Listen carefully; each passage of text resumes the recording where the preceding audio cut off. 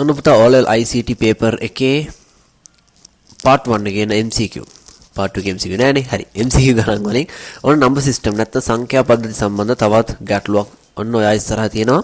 right. ඕම් video එක post කරලා try කරලා බලලා comment එකකුත් දාන්න. right. එහෙනම් continue කරගෙන යමු මේ වීඩියෝ එක. right. පහත දැක්වෙන සංඛ්‍යා අතුරින් D916 ඒ කියන්නේ hexadecimal ෂඩ් දශමයේ පාදය right D916 ට තුල්‍ය නොවන සංඛ්‍යාව තුල්‍ය වෙන්න බෑ. right. එහෙනම් පුතේ මේක ලේසියෙන්ම අල්ලා ගන්න පුළුවන් මෙහෙම. හරි ඔක්කොම ඔයා හරව ඉන්න ඕන නෑ. ඒ කියන්නේ පරිවර්තනය කරගෙන ඉන්න ඕන නෑ. මේ බලන්න. මොකද්ද? දැන් මෙහෙම කරමු. D916 හරි මෙන්න මේ සංඛ්‍යාව අපිට ටක් ගාලා හරවන්න පුළුවන් මොකක් විදිහටද? බයිනරි විදිහට. හරි. බයිනරි විදිහට හරවුවොත් එහෙම මොකක්ද එන්නේ? අපි ඩිජිට් 4කින් ලියන්න ඕන. ඇයි ඒ 2 4 වෙනි බලය තමයි 16 වෙන්නේ. හරිද? right. ඉලක්කම් 4කින් ලියන්න ඕනේ. right.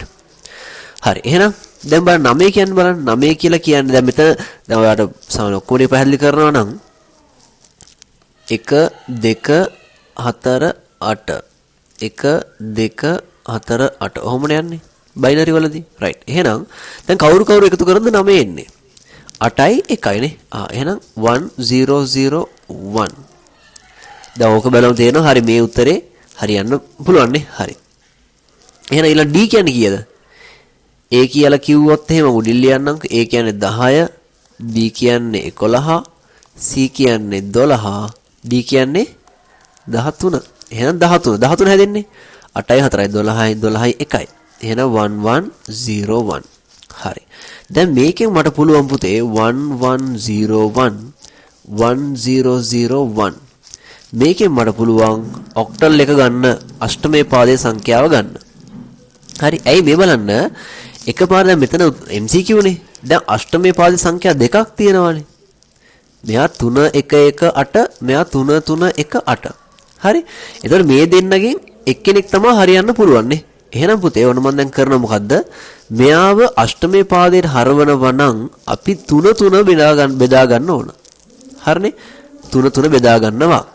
එහෙනම් මොකද්ද කරන්නේ? 001 මේ බලන්නකෝ 1 2 4 1 2 4 වෙනවනේ. ආයෙත් තවත් 3ක් අපිට ගන්න පුළුවන්. මෙතන 0 නේ 1 2 4. දැන් මෙයාව ගත්තොත් එහෙම පුතේ noise එකක් ඇහෙන නැති background එකේ right. ඒක වැඩි හිතන්න එපා. හරි. එහෙනම් මේ බලන්න 4 2 බිංදුව වෙනවා 1යි. එහෙනම් 1. මෙතනදී 2යි 1යි විතරයි 1 වෙන්නේ. එහෙනම් 3. ඊළඟ මෙතනත් එනවා 1 1 එතකොට 3. එහෙනම් 331 බේස් එක නැත්නම් පාදය 8 නේ.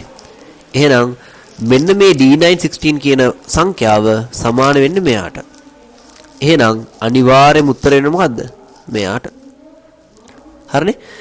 right. එහෙනම් මම හිතනවා මේක තේරෙන්නේ නැති කියලා පහලින් කමෙන්ට් එකක් දාගෙන යන්න.